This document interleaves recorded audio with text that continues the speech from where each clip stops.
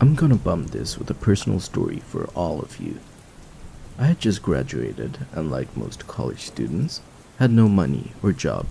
Me and a few friends decided to go in on a shitty apartment together just until we got on our feet.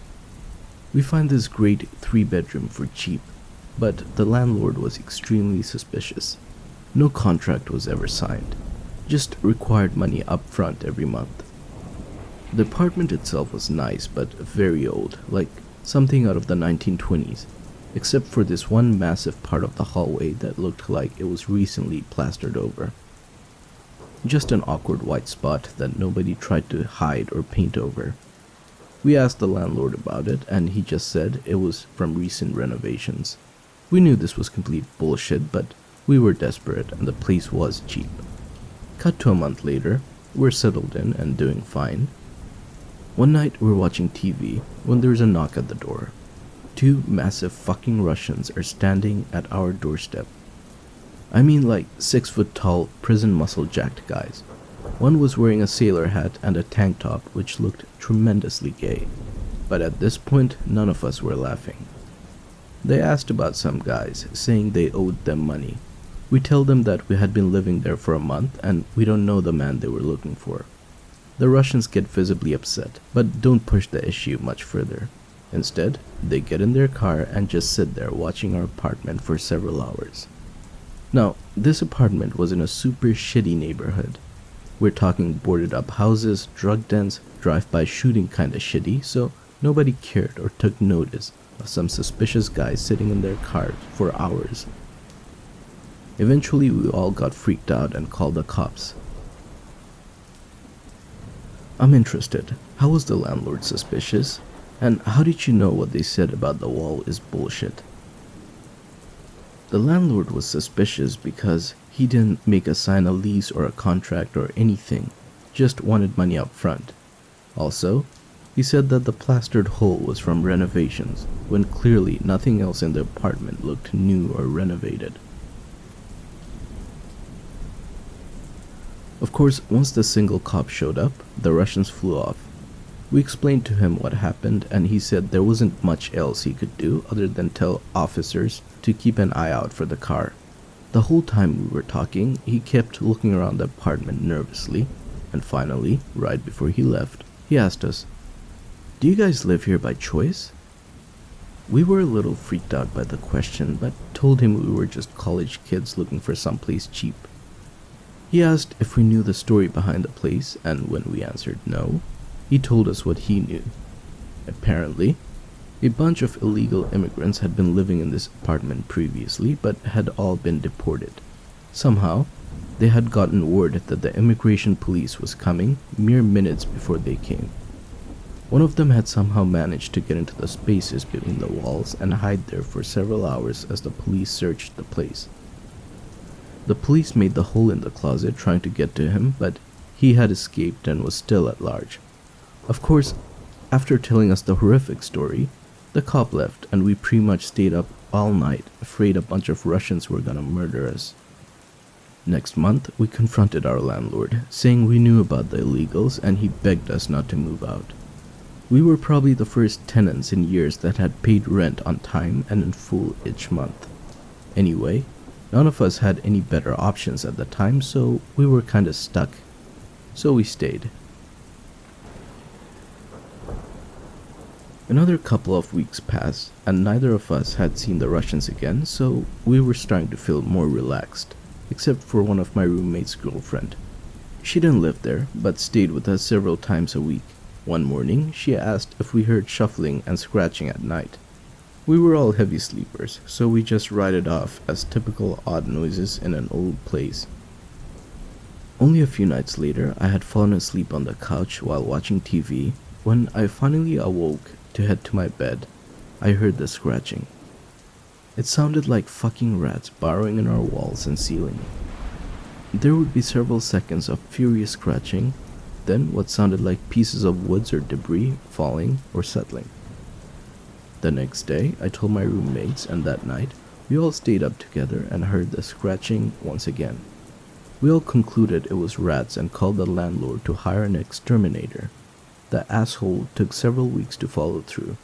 So, for the time being, we just ignored the scratches, seeing as that only happened at night and most of us could sleep through it anyway.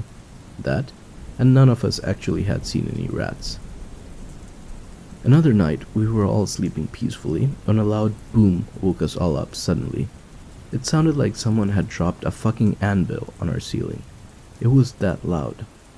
We all searched the place, but there were no cracks or broken items or any signs of damage whatsoever. So we just ignored it and went back to bed. After the big boom, we went almost 2 weeks without incident.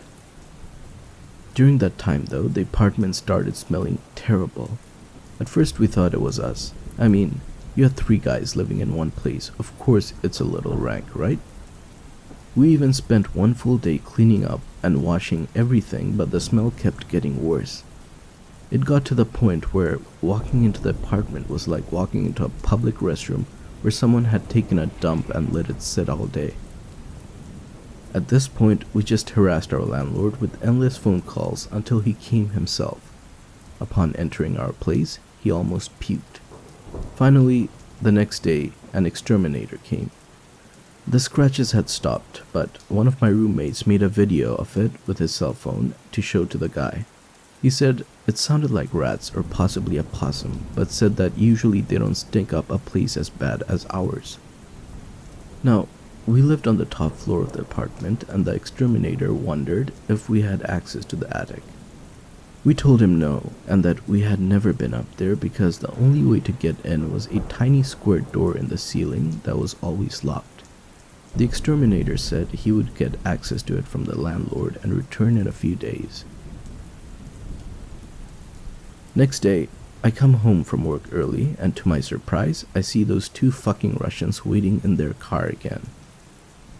I was really starting to get sick of all the crazy shit going on in the apartment, so I got my courage up and went right to the window and knocked. They rolled the window down and I asked why they kept watching us. They said they knew I was lying about their friend. I screamed that I didn't know the guy who owed them money and said that if they didn't leave us alone, I'd call the cops. In hindsight, I was probably really lucky they didn't shoot me or something, but the driver gave me a stern, pants-shitting glare. Before driving off, he only said 2 things. "I saw climb up to your apartment. We'll be back for our money." Suffice to say, I freaked the fuck out and told both my roommates. For the next 48 hours, we acted like morons, one of us staying up to watch in shifts for the night. Finally, the exterminator came back with a key to the attic. We were all very on edge, so it didn't help when the exterminator looked into the attic for not even a minute before climbing back down and telling us to leave the place immediately and call the police. We did so, and only when the police came did the exterminator finally say what he had seen. As you've probably guessed by now, the missing Russian had died in our attic, which was where the smell came from. Apparently, he had been living there for a while, using some makeshift tunnels in the spaces between the walls to get in and out without us noticing. We never got the final word on exactly how he died, but I did learn it was slow and painful. The thing that still really fucks with me is why he never cried for help. He knew we were right there under him, but instead of seeking for help, he just lay there dying. Obviously, we all had enough after that and moved out within the next week. Our landlord actually got arrested, but we never found out what for. The day I was moving all my stuff out, I noticed that the police had left the attic door unlocked, and I wanted to go up to see the place for myself during the day. It was very eerie. The space was tiny and cramped, barely enough room to walk crouched down. You could see the insulation on the walls. The bed was nothing more than a ratty sleeping bag, and the only source of light were a couple of flashlights. Wrappers and empty cans of food were littered everywhere, along with plastic bottles. A garbage bag was filled with some dirty clothes, and it looked like the cops had taken or confiscated everything else up there. The most fucked up thing, though, were the tiny holes that were drilled in the floor. There were 3 spread out across the space. When I bent down to look, you could see our living room, kitchen, and bathroom pretty clearly. I don't know if the holes were there just so that he could make sure we were asleep, or if he was just actively watching us. Next to one of the holes was a clawed up section of the floor with some blood, like he was just scratching with his fingernails non-stop. I was terrified, thinking that he was dying and couldn't speak for some reason, and maybe he was scratching to call for help. I'll never know, but it really fucked me up to this day. The only paranormal part of this story is the last night I spent there. I woke up in the middle of the night to use the bathroom, but on my way back I heard the familiar scratching on the walls. I left immediately and spent the night in a motel, and only came back during the day for my stuff. I've never been back there since. Thank you for watching my video. If you enjoyed it, please like, subscribe, and share.